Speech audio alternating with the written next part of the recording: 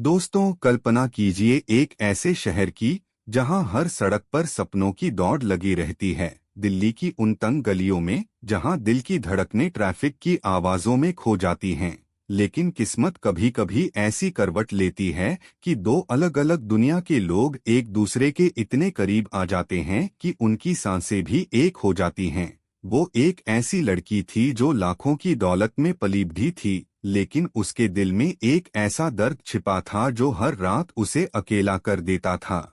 और वो एक साधारण चाय वाला था जिसके पास न तो महल था न ही सोना चांदी, लेकिन उसके पास वो सच्चाई थी जो पहाड़ों को भी हिला सकती थी।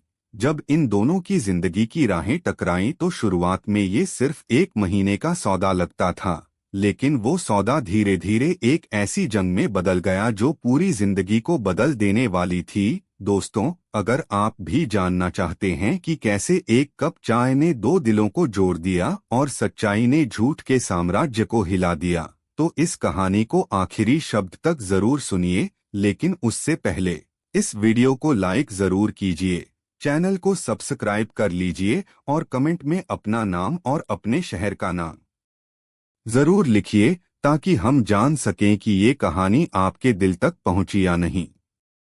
दिल्ली की एक पुरानी गली में जहां सुबह की धूप अभी अभी छनकर आ रही थी, विक्रम खड़ा था अपनी छोटी सी चाय की दुकान पर। वो दुकान कोई बड़ी नहीं थी, बस एक साधारण ठेला जहां से चाय की भाप उड़ती थी और लोग कहते थे कि यार, ये चाय नहीं बल्कि जिंदगी का सुकून है। विक्रम की उम्र करीब 30 साल की थी। साधारण सी शर्ट पहने, माथे पर हल्का सा पसीना और कंधे पर एक पुराना गमछा लटका हुआ।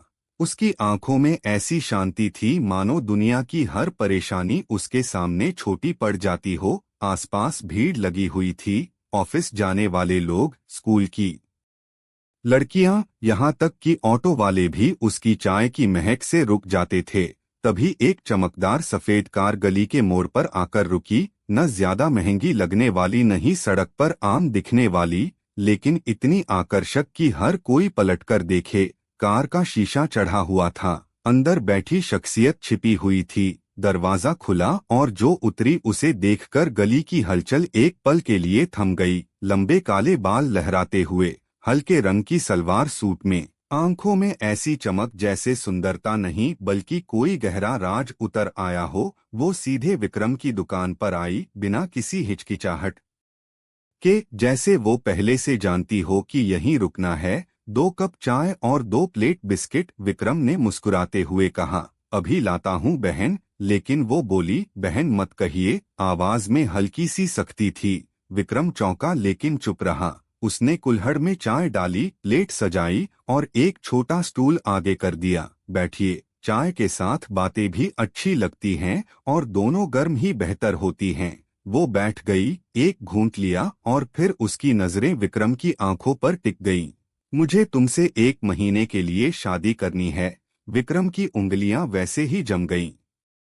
चाय की भाप हवा में रुक गई और आसपास का शोर जैसे किसी ने कम कर दिया हो। वो लड़की साफ साफ बोली, 1 महीना, हर दिन 500 रुपए, कोई सवाल नहीं। बस मेरे घर आना होगा, मेरे परिवार के बीच रहना होगा और जैसे तुम हो वैसे ही रहना होगा। ये दुकान, ये कपड़े, सब कुछ वैसा ही। विक्रम ने कुल्हड़ नीचे रखा और हल्के से मुस्कुराया। देखो, मजाक ज्यादा हो जाए तो चाय भी कड़वी लगने लगती है। लेकिन वो बोली, मैं मजाक नहीं कर रही। उसने अगला घूंट लिया, चेहरा मजबूत था। मेरा नाम रिया खान है, मेरी कुछ मजबूरियां हैं और मुझे ऐसे इंसान की जरूरत है जो कभी झूठ न बोले। विक्रम ने पहली बार उसे गौर से देखा। उसकी खूबसूरती के पीछे थकान की लकीरें साफ नजर आ रही थीं, जो आंखों से नहीं बल्कि सांसों की कंपन से महसूस होती थीं।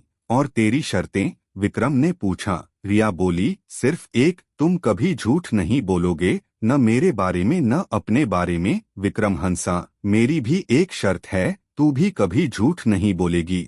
अगर बोली तो मैं चला जाऊंगा। रिया कुछ पल चुप रही, फिर बोली, सच बाद में बताऊंगी लेकिन झूठ नहीं बोलूंगी। गली की घड़ी ने दोपहर के 12 बजाए। विक्रम ने दुकान समेटी। आज उसके हाथों की चाल तेज थी, जैसे किसी नई जिंदगी की शुरुआत हो रही हो। रिया कार के पास पहुंची, पीछे का दरवाजा खोला, लेकिन विक्रम ने सिर हिलाया। साथ चलना है तो साथ बैठेंगे। रिया ने पहली बार मुस्कुराया। जैसी तुम्हारी मर्जी सर। चाय वाले कार चली, पीछे दो मोटरसाइकिलें, न ज्यादा पास न ज्यादा दूर।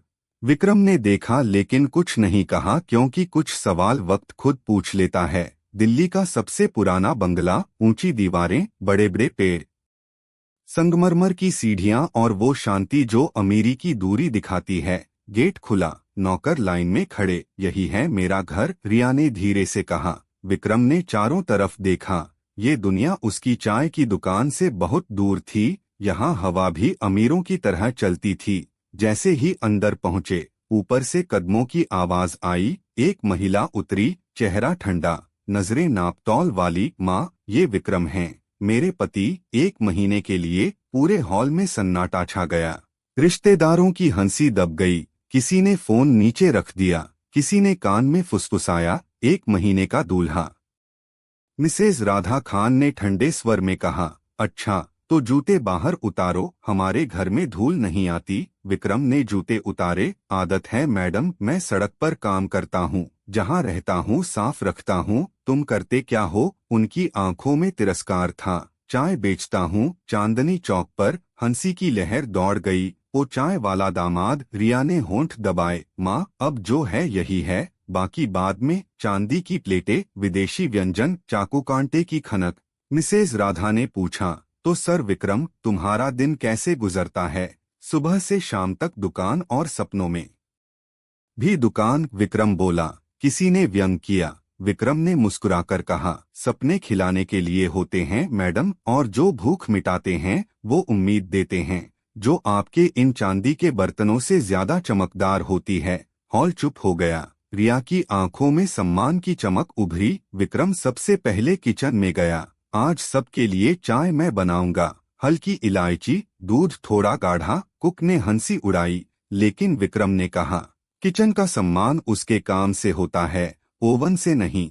आधे घंटे बाद पूरे घर में चाय की खुशबू फैल गई। मिसेज राधा ने घूंट लिया। प्रशंसा गले में अटकी, लेकिन बोली नहीं। पर रिश्तेदार बोले, स्वाद अच्छा है। थोड़े ताने घुले, थोड़ी इज्जत भी घुली। शाम को बड़े लोगों का जमावड़ा, शराब और दिखावा। रिया आज चमकदार साड़ी में, लेकिन आंखों में पहली बार सुकून। ये आपके पति हैं? किसी ने तंज कसा। विक्रम ने हंसकर कहा, आज की मेन्यू में एक चीज है, मेहमानवाजी, उसका स्वाद लीजिए। हंसी, तालियां, कंफ्यूजन। तभी दरवाजे पर सिक्योरिटी वाले, कान में वायर, आंखें सतर्क। सर, फ्लाइट नंबर 7 के डायवर्शन का फैसला आपके आदेश पर रुका है। भीड़ सन्न। विक्रम ने फोन लिया। तेज और पेशेवर आवाज में निर्देश दिए। वैकल्पिक रनवे, यात्रियों की सुरक्षा, रूट क्लियरेंस। कॉल खत्म। भीड़ ने पहली बार एक चाय वाले में नेता देखा। तू असल में कौन है? किसी ने पूछा। विक्रम ने शांत होकर कहा, Vikram Singh, sky high air का मैनेजिंग डायरेक्टर। दुकान मेरा शौक नहीं, मेरी पहचान है। कमरे में सम्मान का तूफान उठ गया। किसी ने कहा, ब्रांड से ऊपर इंसान। तालियां। जो कल हंसे थे आज चुप थे। चांदनी चौक, रविवार। दुकान पर पहले से दोगुनी भीड़। रिया उसके साथ। दान पेटी खान ट्रस्ट। एक छोटे बच्चे ने पूछा, भैया आज चाय फ्री क्यों? क्योंकि आज घर सबका है, विक्रम ने मुस्कुराकर कहा। रिया ने उसे देखा और नजरों में कहा, इसीलिए चुना तुम्हें। शहर की रोशनी, हवा में फूलों की खुशबू। रात के 11:11। रिया ने पूछा, हर 11:11 पर तेरे फोन में सब ठीक का मैसेज क्यों आता है? विक्रम मुस्कुराया, मेरी माँ कहती थी इस वक्त ऊपर देखो और बस कहो सब ठीक। अब वो नहीं, लेकिन आदत रह गई। रिया ने उसका हाथ पकड़ा। अब से जब भी 11:11 होगा मैं पूछूंगी सब ठीक। विक्रम बोला, जब तक तू साथ है सब ठीक। आसमान में चांद मुस्कुराया। 2 लोगों की चुप्पी में एक रिश्ता जन्म ले चुका था। अगली सुबह शहर की नींद अभी पूरी नहीं हुई थी कि विक्रम जाग चुका था। सूरज की पहली किरणें रिया के कमरे के पर्दों से छनकर फर्श पर सुनहरी लकीरें बना रही थीं। विक्रम किचन में गया, चाय चढ़ाई। दूध उबलने की आवाज और इलायची की महक, मानो इस बंगले में पहली बार कोई सच्ची चीज महक रही हो। रिया नीचे आई। आज उसकी आंखों के नीचे हल्के काले घेरे थे। थकान छिपाने की कोशिश, लेकिन विक्रम ने देख लिया। नींद नहीं आई। विक्रम ने पूछा, कभी कभी रातें करवटें गिनती हैं? रिया बोली। विक्रम ने उसकी तरफ कुल्हड़ बढ़ाया। सोचना कम कर और चाय ज्यादा पी। रिया ने कुल्हड़ पकड़ा, लेकिन हाथ कांप रहे थे। किसी को दिखाने की हिम्मत नहीं, लेकिन विक्रम को महसूस हो गया। कल तक हर नजर में फैसला था, आज वही नजरें थोड़ी रुकती थीं, थोड़ी सोचती थीं, क्योंकि विक्रम सिंह का नाम अब इस बंगले की हवा में घुल चुका था। मिसेज राधा अब भी सख्त थीं, लेकिन उनके सवालों के पीछे एक छोटा सा डर उभर रहा था कि मेरी बेटी किस पर भरोसा कर बैठी है। विक्रम ने किसी को कुछ साबित करने की कोशिश नहीं की, वो बस वही कर रहा था जो हमेशा करता आया है, ईमानदारी से जीना। नाश्ते के बाद विक्रम बाहर आया। एक बुजुर्ग ड्राइवर हाथ जोड़कर बोला, बाबूजी आप वही हैं न छोटे साहब जिन्हें हम सालों पहले खो बैठे? विक्रम चौंका। मैं? बुजुर्ग की आंखें नम हो गईं। आपके पिता खान एंटरप्राइजेस के असली वारिस थे। राकेश खान ने सब छीन लिया। विक्रम के हाथ जम गए। वो कुछ बोलना चाहता था, लेकिन हवा में सच्चाई की ठंडक फैल गई। रिया ने आवाज दी, विक्रम यहाँ आओ। विक्रम मुड़ा, लेकिन उसके दिल में पहली बार सवाल उठा कि मैं असल में कौन हूँ।